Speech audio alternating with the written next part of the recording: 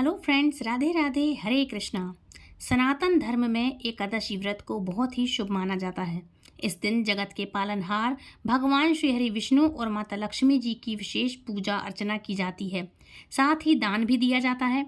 अब माघ मास में कृष्ण पक्ष की एकादशी तिथि आने वाली है और अगर आप भी एकादशी का व्रत रखते हैं तो चलिए आपको बताते हैं कि इस बार एकादशी का व्रत कब, कैसे, कहाँ रखा जाएगा और व्रत का पारण शुभ मुहूर्त क्या रहेगा।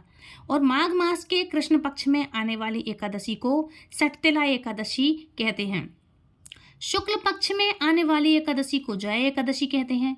सटतिला एकादशी के दिन तिलों का 6 प्रकार से प्रयोग किया जाता है। जैसे इस दिन भगवान श्री हरि विष्णु को भोग में तिल अर्पित करना चाहिए, मतलब गुड़ के लड्डू में तिल मिला करके तिल के लड्डू हैं, तिल की चिक्की बनाते हैं या कोई भी चीज़ तिल की बनाते हैं तो तिल इस तरह से आपको भोग लगाना चाहिए श्री हरि विष्णु को, और तिलों का ही आपको दान करना चाहिए। इसके अलावा नहाने के पानी में आप तिल पीस करके या साबुत तिल को डाल करके या उपटन बना करके आपको तिल से बना हुआ मतलब स्नान करना चाहिए तिल से। इसके अलावा अपने पितरों को तिल जल मिला करके आपको उसका तर्पण देना चाहिए। इस बार एकादशी तिथि प्रारंभ होगी 24 जनवरी दिन शुक्रवार को शाम 7:02 से लेकर के एकादशी तिथि समाप्त होगी 25 जनवरी शनिवार की रात 8:03 पर। दसवीं तिथि के नियमों का पालन इस बार शुक्रवार को किया जाएगा और एकादशी का व्रत रहेगा 25 जनवरी दिन शनिवार को। सभी वैष्णव जन और गृहस्थ जन एकमात्र इसी दिन व्रत रखेंगे। द्वादशी तिथि प्रारंभ होगी 25 जनवरी शनिवार को रात को 8:03 से और द्वादशी तिथि समाप्त होगी 26 जनवरी रविवार की रात को 8:54 पर। हरिवासर का समय द्वादशी तिथि लगते ही प्रारंभ हो जाता है और 26 जनवरी रविवार को सुबह 2 बजे तक हरिवासर का समय समाप्त हो जाएगा। जब तक हरिवासर का समय रहता है तब तक एकादशी का व्रत खोलने के लिए मना किया जाता है और ऐसा शास्त्रों में वर्णन है। व्रत पारण तिथि और शुभ मुहूर्त रहेगा। व्रत का जो शुभ मुहूर्त और पारण की तिथि है वो रहेगा 26 जनवरी दिन रविवार को। आप व्रत इस समय खोल सकते हैं। समय है 7:01 से लेकर के 9:05 के बीच में व्रत का पारण समय, मतलब व्रत खोलने का समय। एकादशी व्रत में जितना महत्व व्रत रखने का होता है उतना ही महत्व व्रत खोलने का भी होता है। इसलिए ध्यान रखिएगा कि हरिवासर के समय आप व्रत ना खोलें और व्रत में देरी ना हो, मतलब ऐसा नहीं हो कि आपने अभी कर लिया बाद में कर लेंगे, आप पूजन कर ली व्रत बाद में खोल लेंगे। व्रत के पारण का एक समय होता है, एक निश्चय समय होता है कि कब आपको व्रत खोलना चाहिए। इससे भी आपको बहुत बड़ा पुण्य मिलता है। नहीं तो इसके बाद राहु आपका सारा पुण्य ले जाता है। राहु केतु जो रहते हैं आपके व्रत का पुण्य ले जाते हैं। इसलिए समय पर ही व्रत खोलना चाहिए। इसलिए हमेशा शुभ मुहूर्त के अंदर आपको व्रत खोलना है। और एकादशी के दिन अन्न का और चावल का या फिर चावल से बनी हुई वस्तुओं का आपको त्याग करना चाहिए। आज के दिन चावल ना तो खाते हैं ना छूते हैं। सभी गृहस्थ जनों को अपनी अपनी सामर्थ्य के अनुसार भगवान श्री हरि विष्णु का पूजन करके इस दिन यदि हो सके तो उपवास रखकर तिलों का दान आप अवश्य करें, आप अपने सामर्थ्य के अनुसार। और पौराणिक कथा के अनुसार आप ऐसा जरूर करें कि एक बार जो कथा है, पौराणिक एक कथा है, इसके अनुसार एक बार भगवान विष्णु ने एक ब्राह्मण को आशीर्वाद दिया था कि वह तिल के प्रयोग से सभी पापों और शत्रुओं से मुक्त हो सकता है। इसलिए तिल दान आज के दिन जरूर करना चाहिए। स्नान करें, तिल का पूजन करें। इससे आपके जीवन में सुख शांति आती है, सुख समृद्धि रहती है और दुर्भाग्य दूर होता है।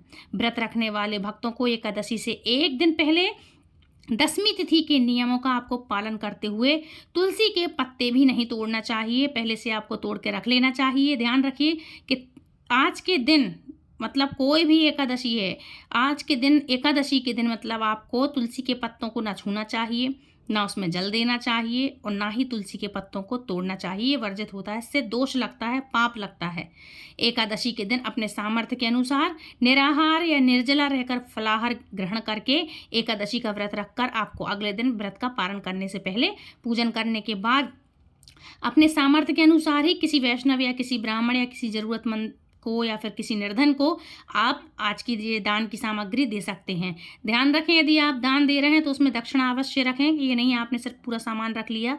सामान तो देंगे जो भी आपको देना है, लेकिन उसमें आप दक्षिणा अवश्य से रखिएगा।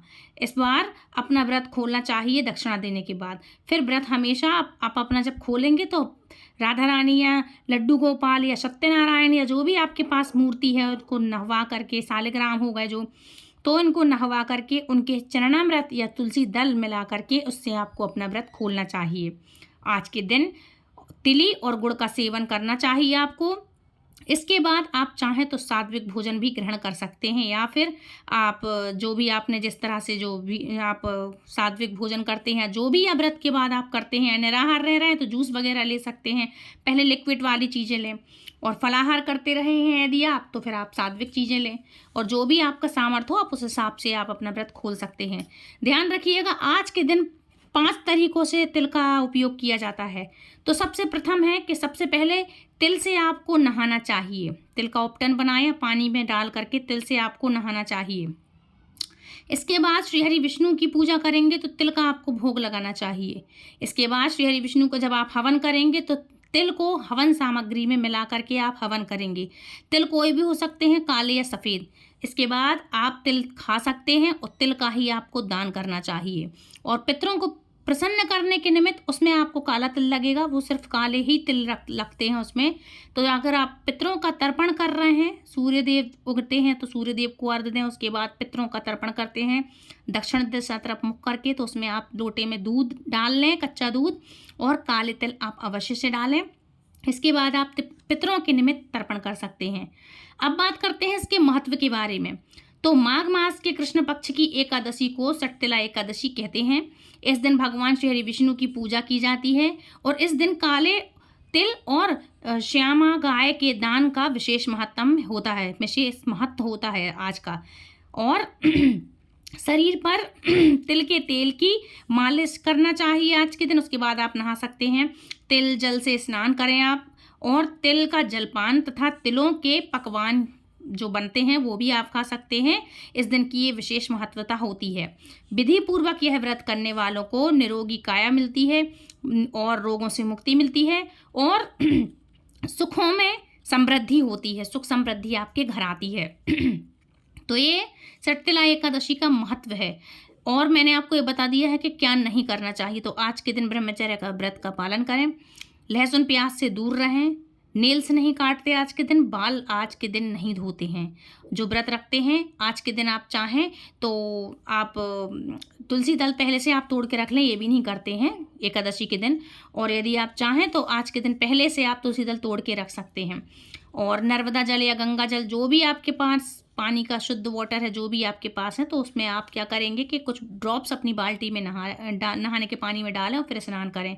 और यदि आप कहीं जा रहे हैं तीर्थ स्नान करने तो बहुत ही अच्छा है, आज के दिन आप ये भी कर सकते हैं। अब बात करेंगे इसकी कथा के बारे में। तो एक समय की बात है, एक दालभ्य ऋषि ने महर्षि पुलस्त से पूछा, हे महाराज, मृत्युलोक में मनुष्य ब्रह्म हत्या आदि अनेक महापाप करते हैं, पराय धन की चोरी और दूसरों की उन्नति को देखकर ईर्ष्या करते हैं तथा अनेक प्रकार के व्यवसनों में फंसे रहते हैं, फिर भी उन्हें नरक प्राप्त नहीं होता। इसका क्या कारण है? न जाने वे कौन सा दान अथवा पुण्य करते हैं जिससे उनके सभी पाप नष्ट हो जाते हैं। यह सब कृपा पूर्वक मुझसे कहिए। पुलस्त मुनि कहने लगे, हे राजन, आपने अत्यंत सुंदर प्रश्न पूछा है। इससे संसार के जीवों का कल्याण होगा। ब्रह्मा, विष्णु, रुद्र तथा इंद्र आदि भी इस गुप्त भेद को नहीं जानते, परंतु संसार के भले के लिए मैं आपको सुनाता हूँ। माघ मास के लगते ही स्नान आदि से शुद्ध हो जाइए। इंद्रियों को वश में करके काम, क्रोध, लोभ, मोह, अहंकार, ईर्ष्या, अभिमान आदि त्याग करके भगवान श्री हरि विष्णु का स्मरण करना चाहिए। पुष्य नक्षत्र में गोबर, कपास, तिल मिलाकर उसके कंडे बनाएं। कंडे मतलब उसके ओपले बनाएं।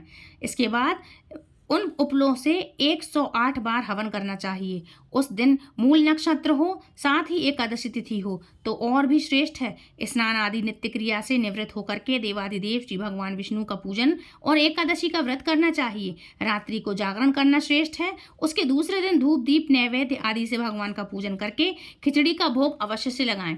खिचड़ी मतलब साबूदाने की खिचड़ी का भोग। भगवान विष्णु का पूजन करके पेठा, नारियल, सीताफल और सुपारी सहित अर्घ देते हुए विनय करें कि हे भगवान, आप दीनों को शरण देने वाले तथा इस संसार सागर में फंसे प्राणियों का उद्धार करने वाले हैं। हे पुंडरीकाक्ष, आप लक्ष्मी सहित इस तुच्छ अर्घ को स्वीकार करें।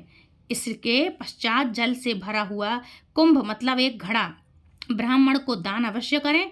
उस समय ब्राह्मण को श्यामा गौ और तिल पात्र अवश्य से देना चाहिए, उत्तम है। तिल स्नान और भोजन दोनों ही श्रेष्ठ होते हैं आज के दिन। इस प्रकार जो मनुष्य जितने तिलों का दान करता है उतने ही 1000 वर्ष तक वह स्वर्ग में वास करता है। तिल मिश्रित जल में स्नान, तिलों को उपटन, तिल मिश्रित सामग्री से हवन, तिल मिश्रित जल को पीना और भोजन में तिलों का प्रयोग तथा तिलों का दान, ये 6 प्रकार के कार्य सटतिला एकादशी के दिन करना चाहिए। इनको करने से अनेक प्रकार के पाप नष्ट हो जाते हैं।